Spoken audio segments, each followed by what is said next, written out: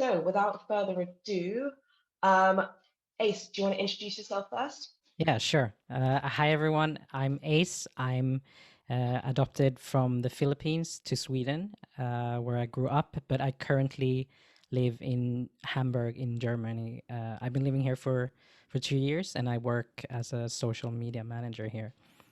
And I'm also a co-founder of Subtle Asian Adoptee Traits Europe, and then I'm also a co-host of an Asian adoptee podcast called Somewhere Between, and that's why I have this really fancy microphone here.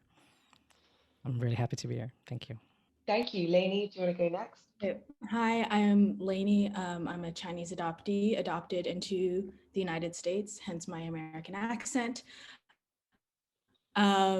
And I am one of the co-founders and co-presidents of China's Children International, one of the first organizations for and by Chinese adoptees. And we're going to be celebrating our 10-year anniversary this summer. So that's really exciting. And thank you all for having me. Well, thank you very much for coming. Louise, do you want to go next? Hi everyone, I'm Louise. I am adopted from Rwanda by a French couple. I work full time in equality and diversity and get involved in a heap of things outside of it, linked to human rights, just like world affairs and everything in between, and with particular interest with like mental health and well-being. And I'm really excited to be here to be able to hear other people's stories, but also share my own. Yeah, we're delighted to have you here. I was like, I have to get Louise on the panel. So Charlotte, last but not least, Charlotte, do you want to introduce yourself? Sure, of course. Hi, my name is Charlotte Cotter. Thanks so much to CACH-All for hosting this event and for having me. I'm so glad to be here. I was adopted from Jiangsu province in China in 1995. And I grew up near Boston, the Boston, Massachusetts area in the USA. I currently work at the China Studies Library for the Fairbanks Center for Chinese Studies at Harvard University. And I'm currently pursuing my master's in library and information science. And along with Lainey, I'm one of the co-founders and current co-presidents of China's Children International, which is an international support and community organization created for adult Chinese adoptees. And I'm really looking forward to the discussion. Thanks so much for having me. Thank you all so much for coming and giving up some of your Sunday afternoon to chat, or Sunday morning even, to chat with us. We're really excited to have you. And to kick us off, I guess, with the first question. The first question that we received was, what support networks did you have when you were growing up? Ace, do you want to talk about that first? Yeah, sure. I can start. So on that, I mainly had my parents, my adopted parents, and I also had my sister, who's also adopted from the Philippines.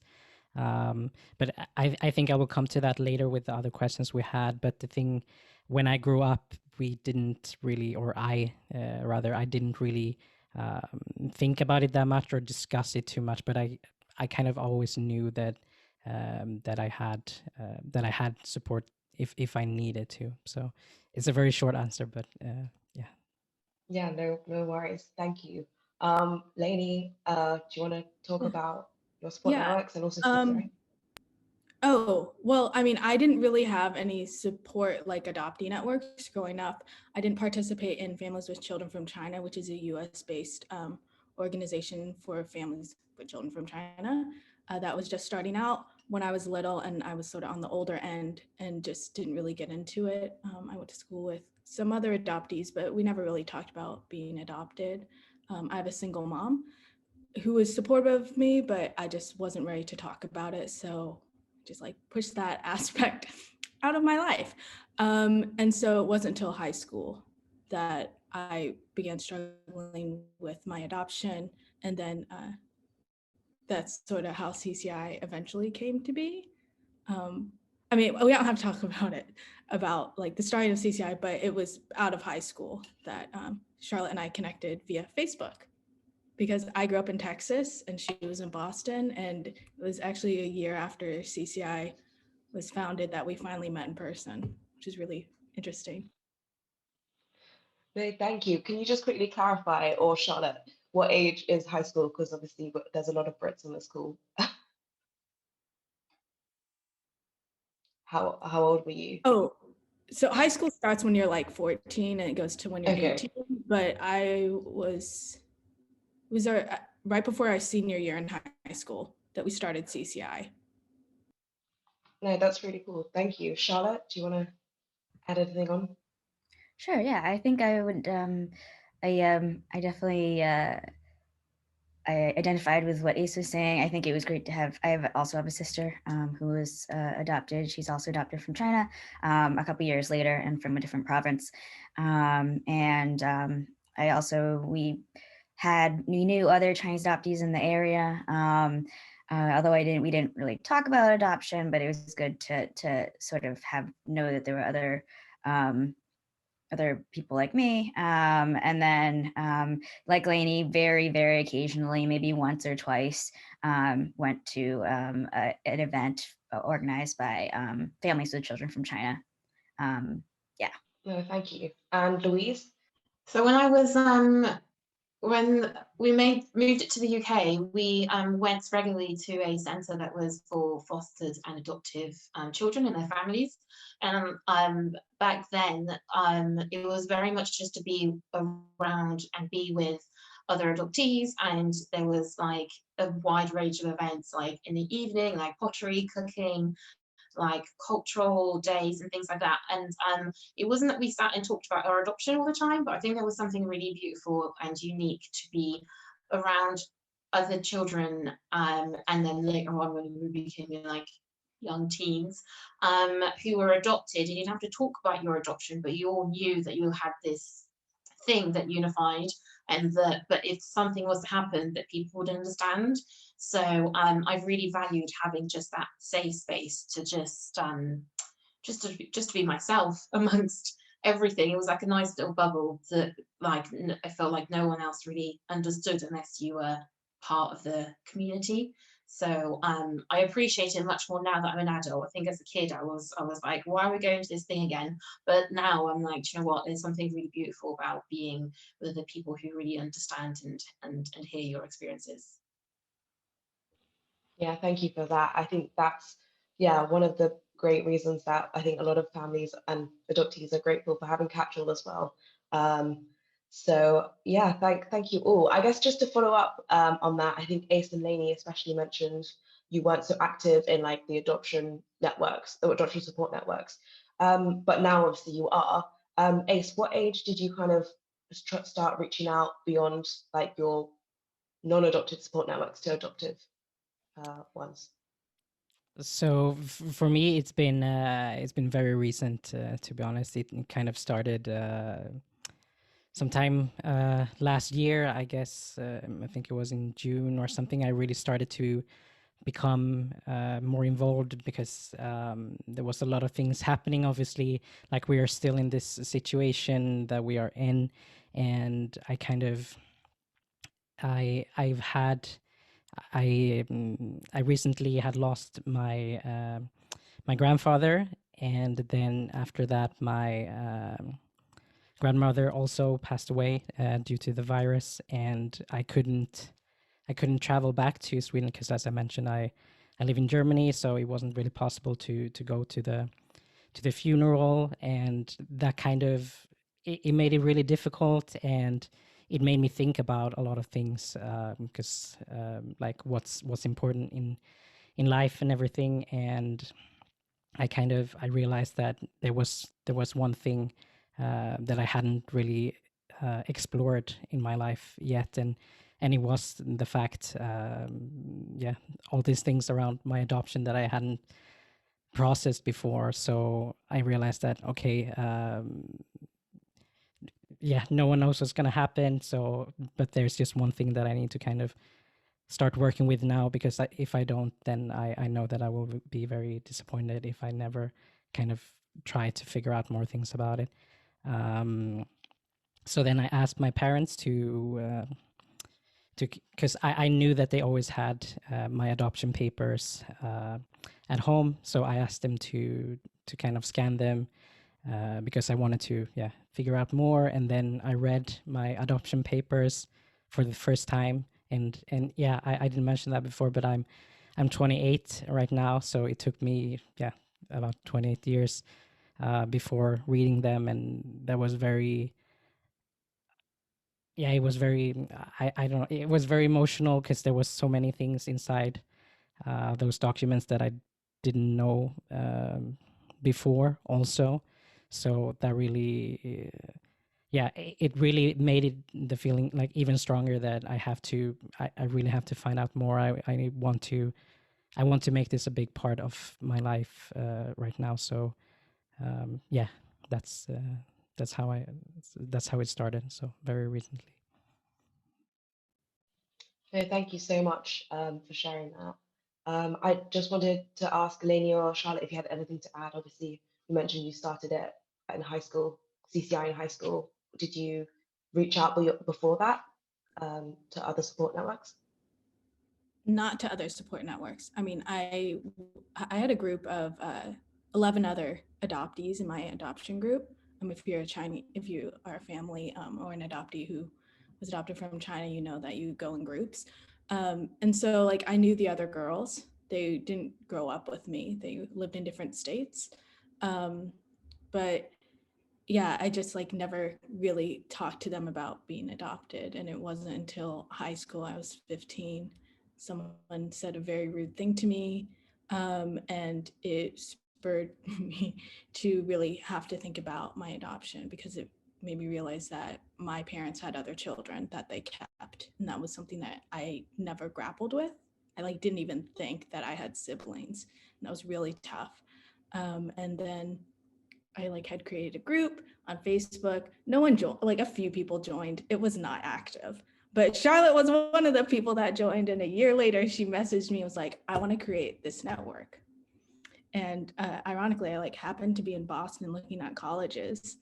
And I get this email. And I guess it was at the time on Facebook when people actually put their emails because it was somewhat safe. And anyway, and we just started talking and like connecting and like brainstorming. And then we just created CCI. It was crazy. It was like a whirlwind 2 months of just like brainstorming. And then we made the website, we made the Facebook group, and then it just grew from there. Yeah, to be honest, I mean, I think everyone says everybody do your research before you start a group, but we really I didn't do too much of that. So there were, I mean, I think there actually were existing groups out there, and including, I'm not sure if some of you have heard of the group Chinese Adoptee Links, Cal Global Girls, which was pretty active, I guess, in mid 2000s to mid to like 2008, 2009. I'm not exactly sure, but we, yeah, I mean, I think I didn't really know of a support network in the US, and I couldn't really find one through very easy through very little effort.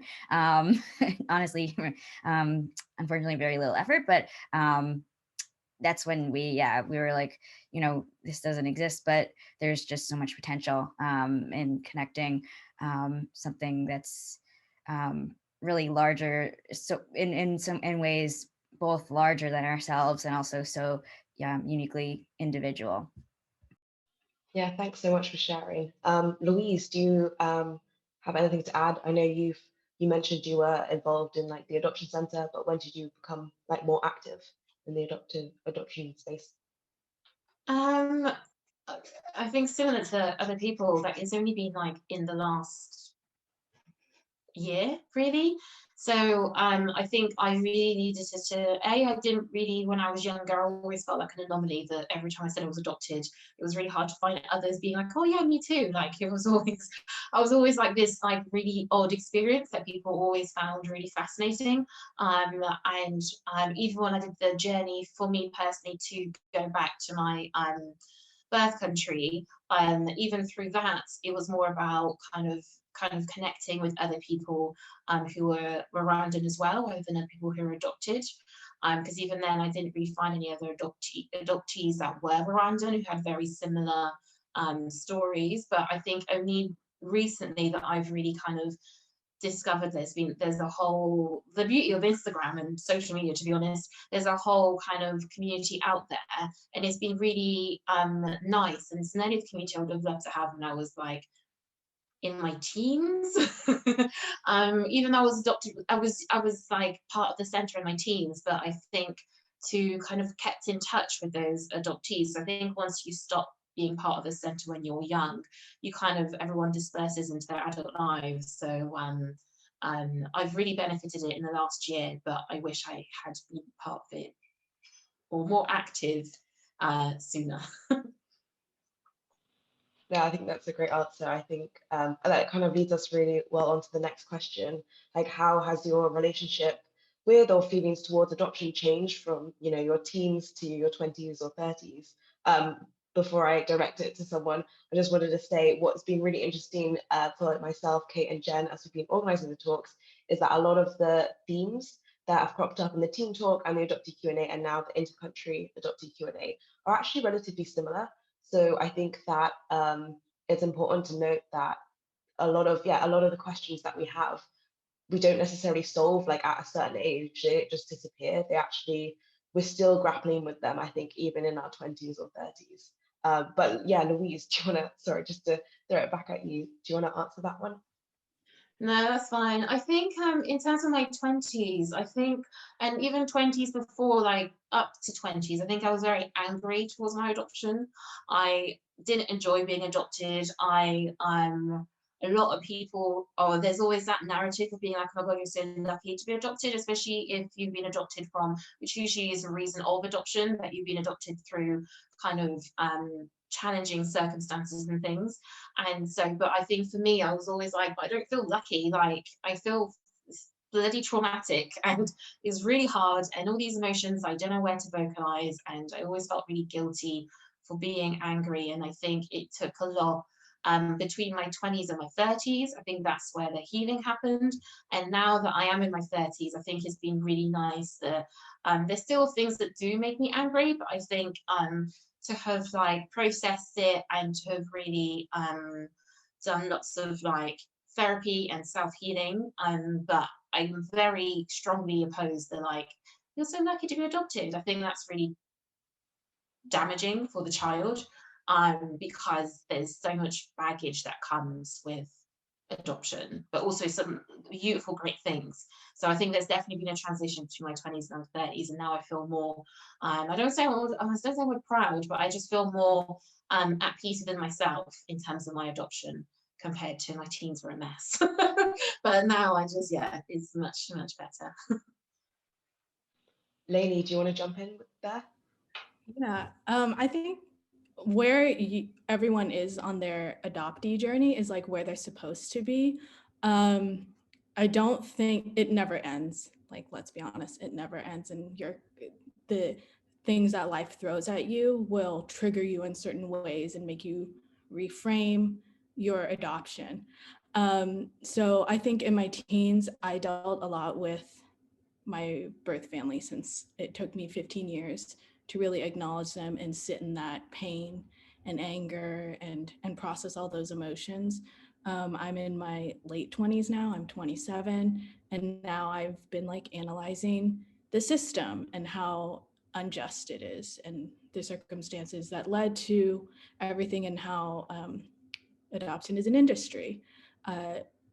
In my early 20s and like late teens, when I was in college, I thought, okay, by studying Asian studies and Mandarin, like taking these acts of cultural reclamation, being by myself for the first time, that it would somehow help with my feelings about being adopted.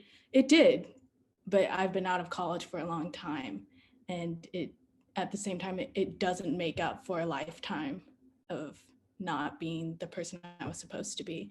So it's a lot of emotions, a lot of conflicting feelings, and yeah, it's a ride. Yeah, thank you for sharing that. Charlotte, do you have anything you want to add? Yeah, I would echo what Louise and Lainey have been saying. It's definitely an ongoing process, so it's always developing and definitely changing. I think I've learned the most from hearing from adoptees who are older than me, and being a part of the community and starting CCI is really when I started to to evolve more deeply in my views of adoption. And for instance, like Lainey said, looking past personal experiences and questioning larger global socioeconomic structural conditions that create and perpetuate conditions of international adoption, and also the role of a loss in adoption, loss of country, language, heritage, birth family, and the idea that to have gained an adoption is only because one has already profoundly lost, and the idea that, you know, gain and loss are kind of two sides of the same coin, and that it's not necessarily, I mean, I think for me individually, of course, I'm always speaking for myself and I can't speak for others, but it's just very complex. So I can't say, you know, I would agree with Louise that I do want to shy away from the idea of being grateful, and I don't think that, you know, adoptees have to be in any sense. And I'm really learning about that, kind of questioning that narrative, and adding a lot of just sort of nuance into it that I hadn't before. So yeah, and I think, like Lainey says, it's going to definitely be evolving based on different stages in our lives. Leaving, going to college, and then, you know, working, and then potentially, like, you know, getting married or having kids. And I think these different stages spark different conversations. Yeah, thank you so much again for sharing that. Ace, is there anything you want to add about your relationship with adoption? You mentioned it's only been in the last year. Is there anything you also wish you wish you'd done maybe earlier or processed earlier? Yeah, so I can only again also like echo what everyone said before, but I think also for me individually or like personally, I think I wasn't like really ready before before now. So I think because also like being teenager, and like I think it's also like even for people who are not adopted, like there's so many things you're trying to figure out about yourself, like who you are, how you fit into this world. And that was something that I think that I struggled with like in general. So I just there was a lot of things I was thinking about and trying to figure out where to fit in. So I think where I am right now, I think I am in a good place to really start to tackle this big part of my story now. Okay, sorry, I just want to add something real quick as part of the part A of the question of like, what do you wish you would have done or processed earlier? Is I don't mean this to sound harsh or anything, but what I wish I had done and processed earlier was that, like, I don't owe my love or my loyalty to my adoptive parents or my biological ones. And basically what I mean is that I shouldn't feel obligated to either of them just because of their relation to me. And that is actually really emotionally liberating, because for me, I struggled. It took me almost a year to tell my mom that I wanted to birth parent search, because I had such a fear that she was going to take it personally. And so by me being able to tell her, and I had to frame it in a very specific way, and thankfully she got that it wasn't about her. Having feelings like that, I think is something that a lot of adoptees have, is a fear that our adoptive parents going to us wanting to know about our biological family or wanting to explore our birth country, culture, whatever, is like they take offense to that. And so feeling like I don't have to hold your feelings, I'm not obligated to be emotionally bound to you, it is liberating, and it actually allows me to love both sets of parents. So just wanted to put that out there. No, thank you for sharing. I think that is a very interesting perspective, and yeah, like not all of us might be at that stage to like process that. I know for myself personally, and I know that we've had many conversations, I think, especially with Ace and Charlotte, about like the different conversations that maybe UK adoptees are having compared to US adoptees or European adoptees. Yeah, it's always a very different conversation. And I know for me personally, I am turning 25 this year. And I realized this only this week, since having conversations with you know, the different adoptees from the teens to the like young adults to the adults, I guess we could call ourselves. Doesn't feel like that sometimes. But I know that even though I learned Chinese, you know, from the age of 9 throughout secondary school to the age of 18, and then I went on to study Chinese at university, I actually thought, I was like, I'm very comfortable with being adopted. I know my identity is an adoptee, but actually I realized that it's only been in the last, let's say, 2 years since I actually started actively volunteering with CACH-All and also CCI in the UK, is that I've actually kind of really accepted it and like, you know, become actually proud of being adopted. It was always something when I was younger of like, I can talk about it, but it's like ripping the you know, the band-aid, the plaster off really quickly. Like it's gonna like, it's okay, I can talk about it, but it's not actually, I'm not actually as comfortable as I think I am. So that's something I've only just realized in the last week. And I think similar to Ace, like, yeah, it's actually, it might have come at maybe later than I thought it would have come, that realization. But yeah, we're all at our different stages. The third question is, have you had any adoption or emotional counseling? And I wanted to put this question first to Ace, as he's talked about it on his podcast before. Yeah, so as I just mentioned, like last year was a very tough time for a lot of different reason, and especially what I mentioned before as well. So I got to a point where I was really feeling that I can't really solve these things or these issues that I feel like I'm having by myself. And obviously it's still more accepted now, because or at least the feeling that I had before was kind of like, oh no, I don't want to go there, because then it's kind of like I'm kind of like how to say, like uh, oh, I'm losing the English now, but sorry, but that I'm kind of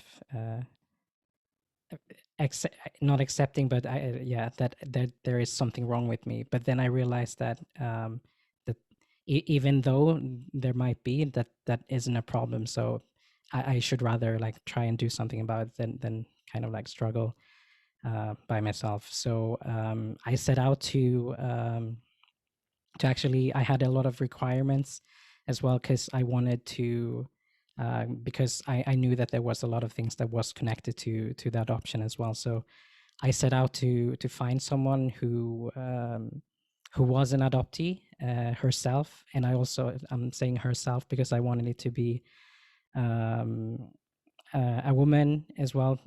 Yeah, it's a personal thing probably, but I kind of I felt more comfortable to share like deep these kind of feelings with a woman rather than a man.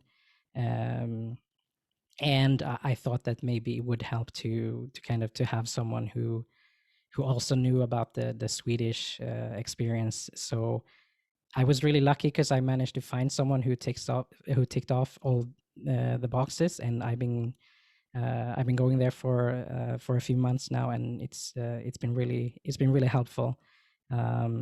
But I have to say that it is quite difficult to find like specialized adoption therapists or adoptee therapists as well. So it is a bit of a struggle to find that, but it has been very helpful for me.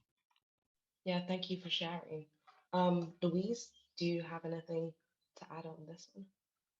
Yeah, so the centre that I used to go to when I was younger, the person who founded it and ran it, she ended up being my therapist when I was in my late teens, and she was phenomenal because she's still not going to talk about it, it's past tense, but she was really phenomenal because she has such a deep understanding of like adoption and fostering. She was also like academically she had academically, she knew a lot about fostering and adoption, and also adoption, and also in terms of personal experience. And it really made such a difference because I'm a big advocate for like therapy in general, but especially for adoptees, because there's so many complex emotions that we go through and we experience, and we really need like a safe space to express those, and where is like a non-judgmental space, and where we don't have to feel guilty for how we feel, and especially towards our adoptive parents or kind of the world in general. And I think ever since I started that, and that was in 2012, because I was starting the journey of going back to my home country for the first time, and I was just realized just how much of an emotional mess my life was. And so the specialized therapy that with an understanding of adoption, I think it really changed the game, because I think a general therapist, they'll be understanding to general emotions, but I think adoption is such a unique experience that it really helps when someone doesn't truly hears what you're saying. And I never felt like guilty for any emotions I had with my therapist. And I think that was really that helped me to kind of heal and grow, and to realize that I wasn't broken. It was just I'd been through a lot and it was normal that I was reacting and responding to this kind of thing, to the way that I was. So it was my therapist was life-changing. Yeah, thank you so much for sharing. I think it's a really important message to get across. Charlotte or Lainey, do you have anything you'd like to add? The question being, have you had any adoption or emotional counseling?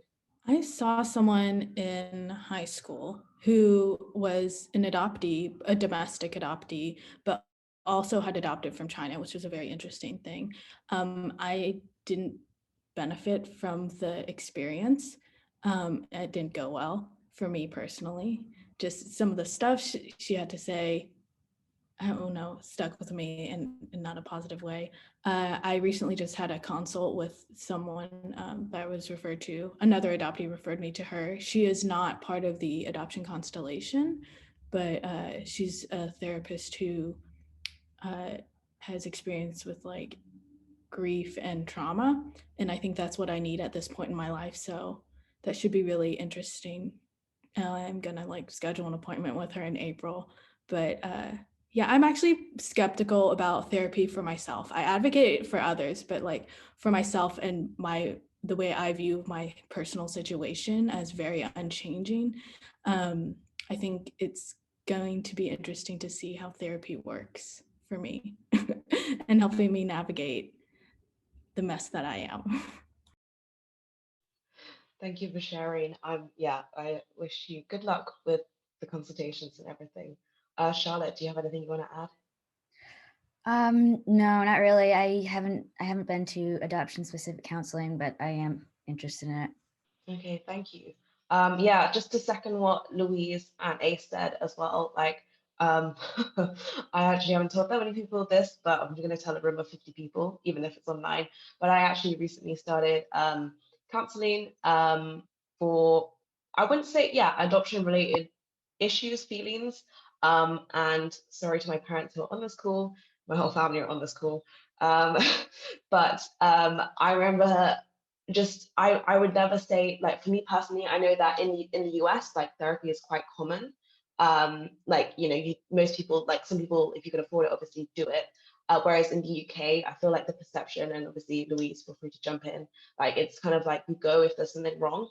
And on the surface level, I don't think I've always been quite a good kid, never had any rebellious stages. My parents might disagree. But I never had maybe the more common mental health issues that some adoptees have faced, and that's never surfaced. But as Ace mentioned, the past year, for me personally, with COVID and Black Lives Matter and just all the anti-Asian racism, it really made me reflect on being adopted, etc. And I actually asked my parents if they can help me find a therapist, because I wanted them to be involved in the journey. And obviously, similar to Ace, I wanted it to be someone who was adopted, whether domestic or intercountry, because I knew that they would be able to empathize. And just to allay any fears for parents or whatever, and something I said to my own parents was, it wasn't a reflection, asking for help or asking for therapy or counseling sessions or whatever, it isn't a reflection of like your parenting or my parents' parenting. It's literally like just getting a personal trainer for your brain, like, or your mind. That's what I said to my mum, and like she got it. And I think that it can be kind of a hard bitter pill to swallow at the start, but actually, you know, it's good to have like a third party to speak to, someone who you don't know, you know, and he doesn't know you that like personally, so they can give you quite an objective insight into your brain and like why it's working as it is. And I think that's something that also echoes the Ollie talk that we had yesterday. I think it was uh, Ron, right? Ron, the psychologist or psychotherapist, saying like it's important to remain objective. And yeah, in parenting and in the relationship, especially around like adoptive feelings. So anyway, moving on swiftly, is there anything you wish you could have said or told your adoptive parents maybe when you were younger? Does anyone want to kick us off, like Charlotte? Sure. Sorry to pick on you. No, it's fine. Thank you. Let's see. Yeah, I think, I think, so one of the things for me is that I personally benefited from early exposure to Chinese language and culture, and my parents always made sure I had opportunities to learn Chinese, and even if some of them were um, not so welcoming. My sister and I were thrown out of Chinese school because we couldn't speak Chinese, which is like, did anybody think we could? But I think the general sort of sense that acknowledging that heritage is important, and that this is an important part of who we are, I think that was very positive for me, and definitely really shaped my and then I went on personally to be really interested in continuing China studies and exploring my identity that way.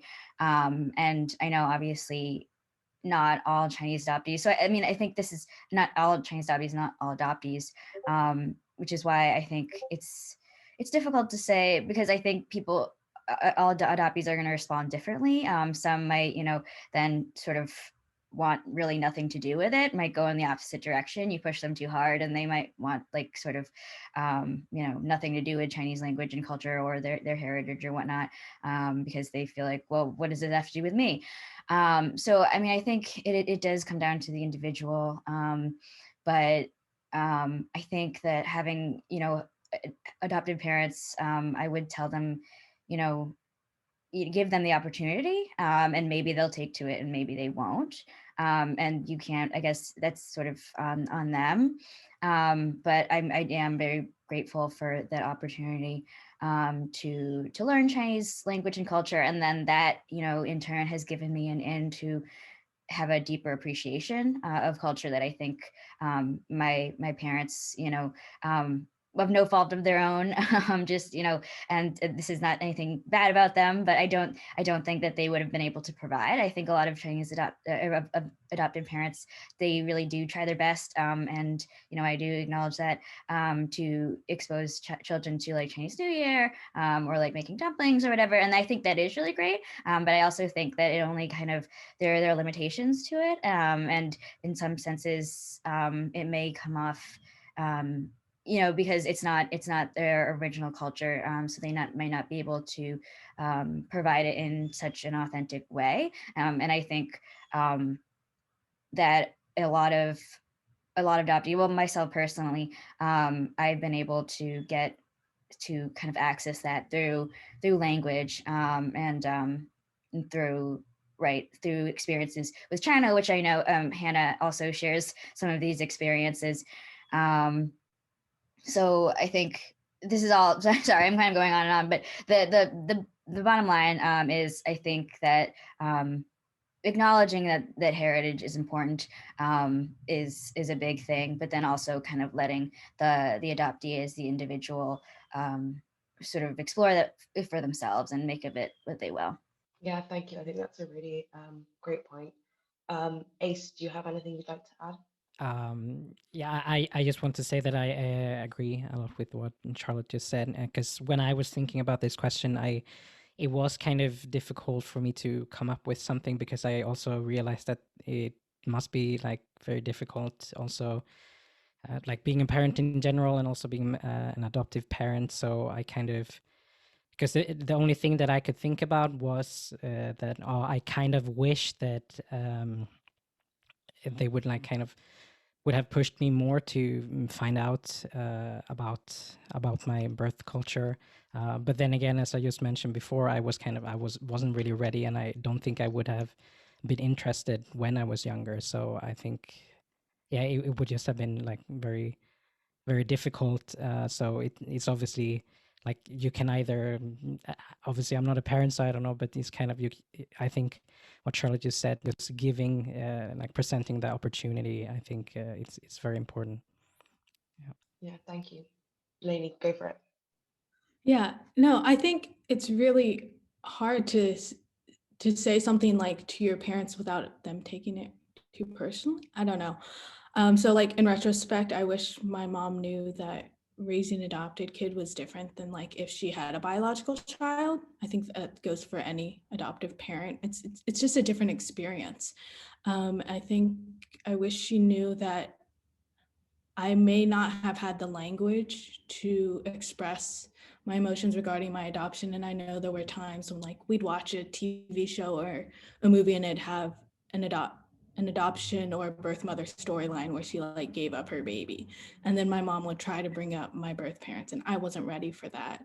So I wish my mom had maybe not put me in therapy, but knew that like I wasn't ready to talk to her about it, but that didn't mean that I didn't have those feelings, those conflicting feelings, and struggle with my adoption, even though I just didn't know it was about my adoption. I know that sounds really confusing. And then I wish, as a white woman who is well-traveled and very educated, that she had like given me the race talk, to be honest, because like I experienced racism by the time I was in kindergarten, but I didn't know it was racism. And I just really wish that she had somewhat prepared me, because under the age of 10, I just thought people were being mean to me. I didn't have the word for, oh, they're being racist. They're making fun of me because I am not white. I'm different. So that would probably be the only two things. And definitely you can't push a kid to want to learn about their birth culture. And I think a lot of times you just want to fit in with your peers, and sometimes you're not ready to address that aspect of your life. So I definitely agree, or whatever point you are in your adoptee journey is where you're supposed to be. And I don't think you should regret your childhood because you didn't have the words or the language to fully process those emotions at that time. Thank you very much, Lainey, for sharing that. Louise, do you have anything you'd like to add?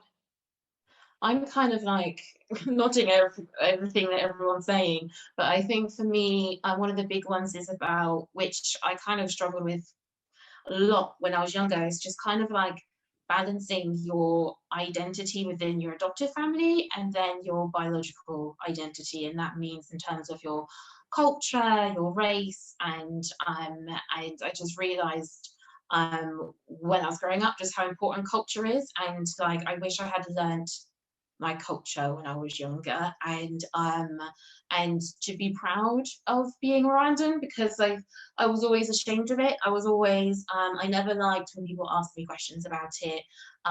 People always associate Rwanda with the genocide, so it's always kind of like awkward every single time people realize that you're from Rwanda, and just to have been much more taught like how beautiful the place was that I came from, and to feel proud of my cultural heritage. And I think once you try, there's some things I think culture and all the culture things that you can't learn from a book. You learn from being with other people from that culture, so being with other Rwandans, like, you know, spending, I don't know, Sundays cooking with your grandmother or visiting cousins and this kind of thing. And I never learned that. I never learned what it was to be Rwandan, and that was really, really hard for me. And when I started to get to know the Rwandan community in the UK, which was incredible, but I always felt like an imposter,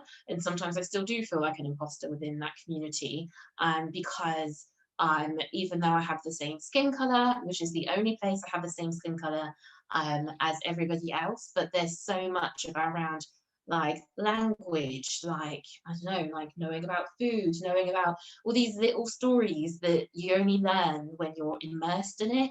So yeah, I wish I had just been yeah, like supported to feel proud to come from Rwanda rather than just shame and trauma. But I guess it's it's easy for us to give advice like this is what we should have done, mum and dad. But as we've said, like being an adopted parent is hard.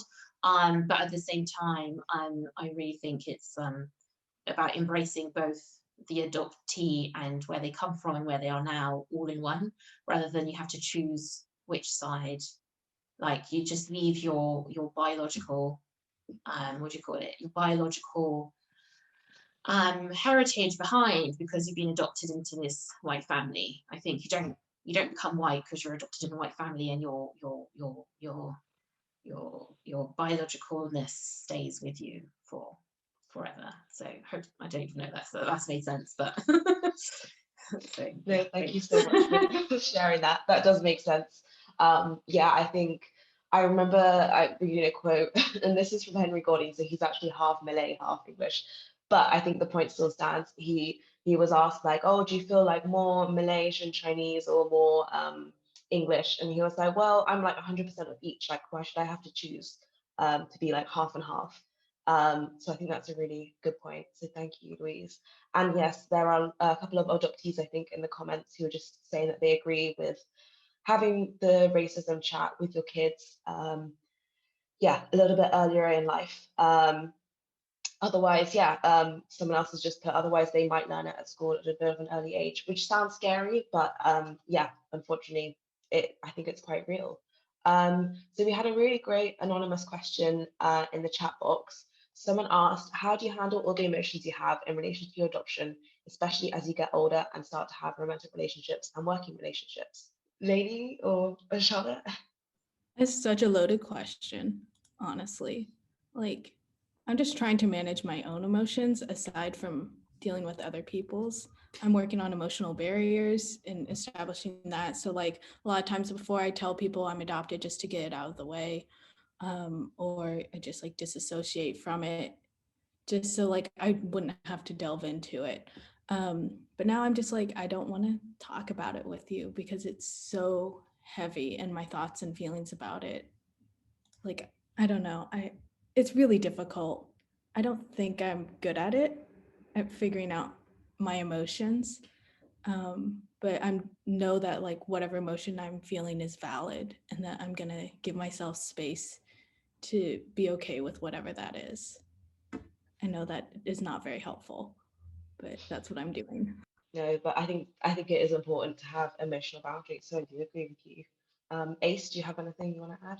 Yeah, so to add to that, I think it's just like because obviously now I'm working in a different country, so it's kind of already like, oh, he's an international person, and so I don't normally get the question like where because yeah, they know that I'm an international employee, but it's kind of when I say, oh, I'm from Sweden, then it obviously since I don't have like blue eyes or blonde hair, that comes up.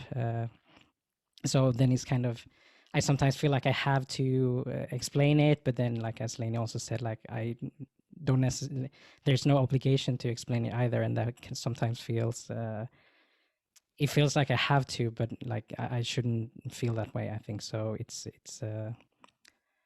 yeah, it's difficult, I think. Thank you for sharing. Charlotte, do you want to add anything onto that? Sure. Yeah. I mean, I think thanks to Ace and Lady for sharing. I honestly feel like I don't have a really good answer to this question. A really good way to deal with it at work. I don't really usually bring it up. I think I would say that, especially because I I work in a Chinese studies field where you're sort of expected to know a lot about China and you know, Chinese, and also a lot of people I feel like know a lot more, or no, actually I'm sure know a lot more than I do. I think I can definitely relate to the kind of imposter feeling or the imposter syndrome. So yeah, I'm definitely still looking for a good way to deal with it. Thanks so much. And Louise? For me, in terms of like work, it's always been something that has been more of a private thing, unless if people know me, then they would know that I'm adopted. In 2019, I did the massive kind of like marathon in Rwanda to raise money and this kind of thing. So I was very public about my experience, and also in the workplace. It was very interesting that once colleagues read my story, they treated me differently, which I didn't like, because they were all like, I think it's just like, I think when you realize the full story of someone that you've been like interacting with for the last like year and a half, whatever, then you're like, oh my goodness, like, and especially when this with adoption, it can be quite sensitive, it can be quite difficult kind of stories behind it and everything. So I kind of felt really exposed in the workplace once everyone knew my backstory. In terms of relationships, I found, especially in the last year, just like I thought I had dealt with all this trauma and emotions to help me navigate life as a whole, but until I was in a long-term intimate relationship with a partner, I realized there was a lot of things that I had not dealt with, and it's things that you can't know that you need to deal with them until you're in that situation. That's the thing. Like we would all love to be able to kind of preempt the healing before we have to heal. But yeah, it was a really difficult thing for me, because I was like, I thought I could do relationships. And I think there was one point I was like, am I emotionally broken? Has my adoption made me emotionally broken and unable to build those close relationships without damaging them? So so it has been a journey and a challenge to kind of to find myself as an adult adoptee within those work and personal spaces, to know myself well enough to know how I'm reacting to situations, and how I want to like what kind of relationships I want to have with people. Yeah, thank you so much, Louise, for sharing that. And I think it kind of also, I can kind of segue into Jeanette's question, which is, have you ever been asked, do your parents have any real kids? I think that kind of relates back to what Leonie has said and others have said on the panel about setting emotional boundaries. And I think we also spoke about it at the adoptee Q&A yesterday and the team talk today, like just, yeah, people can, I think, be very ignorant or unfeeling in what they say. And like for me, I actually have a brother who is my parents' birth child. I never know what the actual term is for that. So obviously that might add some things. I think everyone else has adopted siblings or is an only child. But correct me if I'm wrong, or feel free to jump in.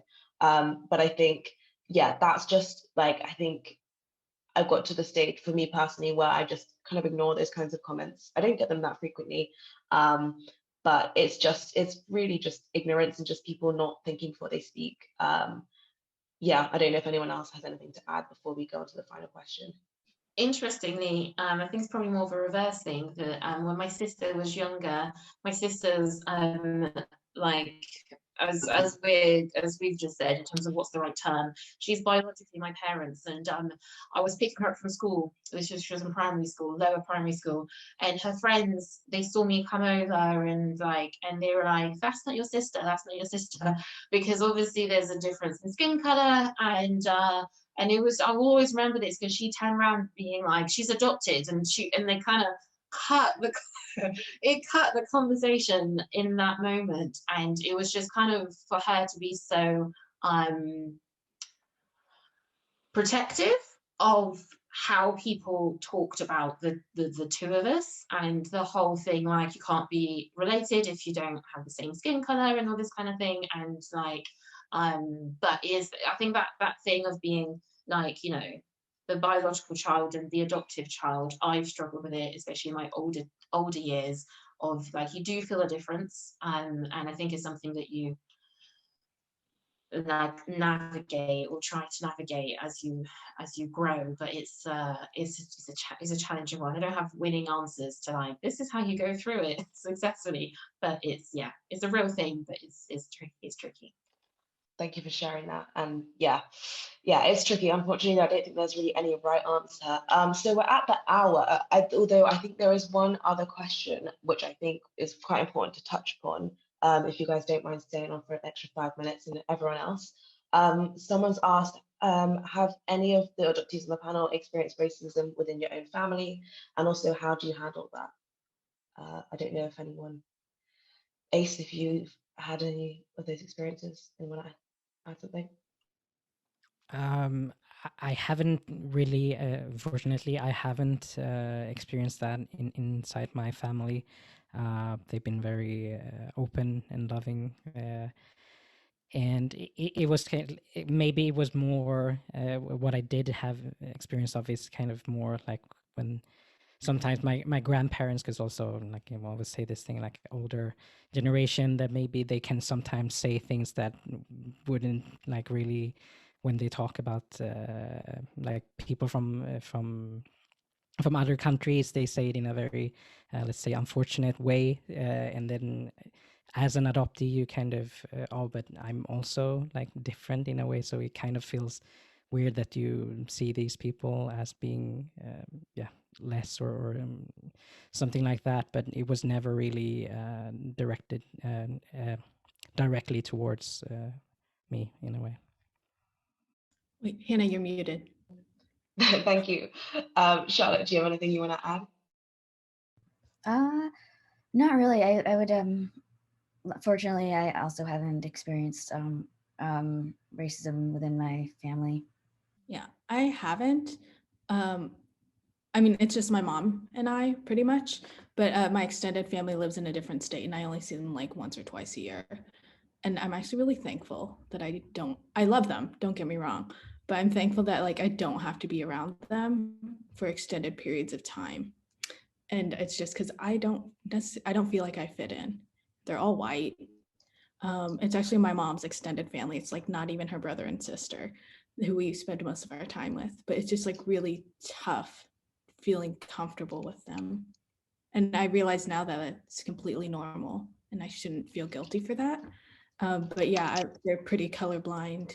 And it wasn't until this year that the Black Lives Matter and one of them is married to a Black man that they're like having to deal to confront, oh my God, there's racism in America, like that kind of thing. So it's been interesting being raised in a pretty colorblind environment. Thank you for sharing that. Louise? My understanding of like race only really came into play in last year because of Black Lives Matter, similarly, and it was quite a traumatic experience, to be honest, because before I was like getting interested in like culture of being Rwandan, but I never really like in terms of what it means to be Black. And in terms of my family, I think I was always used to being me and my brother with like the only two Black kids and everyone else was white, so it became the norm. So I think, and also because I wasn't up until now really had the language around race and racism, there was probably racist incidents that happened, but I didn't clock them as racism. I just, you just clock them as just weird comments X person says, and until you have the language and the experience, then you won't know. And I never similarly never had anyone who was like, this is what it means to experience racism. It was kind of like and I remember like a few years ago being like my mum being like, oh, I'm really thankful that I was able to like help you feel comfortable around white people. And I was like, how is that a comment that anyone says to a Black child? Because yes, I've become very comfortable around white people, but I had also never grown to be comfortable around Black people because white has always been what I'd known. So even sometimes those like until I kind of got to become more articulate with race and racism, I didn't realize just what it meant to be a Black child within a white family. and navigate communities and societies as that. So yeah. I think that's a really important point. Sorry. And I also want to bring it back to what you had previously said about being involved in the Rwandan community.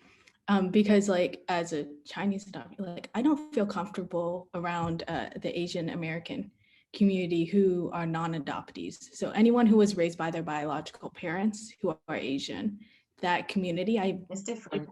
I do not feel comfortable around them. Not that they're bad people or anything, and it's actually something that I would like to be comfortable with, but it's the mix of feeling like an imposter, fearing the racial and cultural gatekeeping, recognizing everything that I did not get to have as a child because my experience was with a white woman growing up. And it's not like that was a bad experience or anything, but I can't relate to what it's like to celebrate Chinese New Year with your grandma who's teaching you these family recipes or anything like that. I don't get that. And then I also think of like, what does that mean if and when I have biological children? Like, how do I raise a Chinese kid when I don't even know how to like be Chinese myself and accept that? It's a mess. It's hard because I think learning your culture when you become an adult is so much harder because you feel like you're nearly like what's the whole thing like culture appropriation where you're kind of like it's not your it feels it's your culture but it doesn't always feel like your culture, and it's really difficult. And for me, in terms of the whole like children and stuff, I had to accept that I tried to learn the culture and the language, but it's so hard when you don't have that kind of, I don't know, like people around you that can teach it to you, because learning it from YouTube is just hard. And so like I had to tell myself that once I have a child, that I'm gonna ensure they have kind of like a Rwandan kind of godparent type figure that can teach them what it's like to be Rwandan, because I can't. And it's not, and I had to really, it's crap because if you're a parent, you want to be the one that teaches your child all the things. Right, you have to get the fact that I have to hire someone to teach my child how to be Chinese because I can't, even though they would be biologically mine, is really sad. Yeah, the same. Like, I completely hear that. Yeah. So I echo everything you just No, thank you guys so much for sharing. And Kate's just mentioned in the comments, we've had a lot of chats recently actually about, feeling like an imposter. I remember turning up to my university's Chinese society, and it was just all Chinese students, and it was all in Mandarin, and I had no idea what was going on at all. So I think it's a very common feeling, feeling like you're an imposter, feeling like, you don't know how to make the traditional dishes, which is sad because, but for me, I love Chinese food, but I'm definitely not an expert, and I'm definitely trying to wing it, through YouTube videos. But just to wrap this up, another point I was just going to mention, but we didn't actually get to that question, was Lainey mentioned being like racially illiterate, and obviously, but we've also talked about having like the racism chat. I think these things are quite important, and I would definitely recommend anyone who's listening to maybe have a look into that, and also have a look into like kind of adoption language and becoming like adoption literate. I don't know if there's a better phrase for that. That's something we also chatted about in our like pre-chat, this event briefing call, I guess you could call it. And we spoke about that, how that was actually quite an important thing, just to know like terms like the fog coming out of the adoption fog, and like kind of becoming clearer in mind and identity. So definitely recommend checking that out. But unfortunately, it looks like we have come to the end of the time for this chat, but hopefully you all enjoyed it and you learned some new things. But I just wanted to say a massive thank you to our guest speakers for joining us today. Really, really enjoyed having this conversation, and I hope you did too. So please, can everyone give them a virtual round of applause? We've really appreciated it, and maybe we'll have to invite you to come back because we had a whole list of questions that we didn't even get to. So thank you very much, everyone. Thank you very much for coming. Have I forgotten anything, guys? Oh, good. Thank you so much for hosting this. Really appreciate it. Thank you for everyone who came. Yeah, thank you all so much, and thanks for having us. you. Yeah, thank you very much again.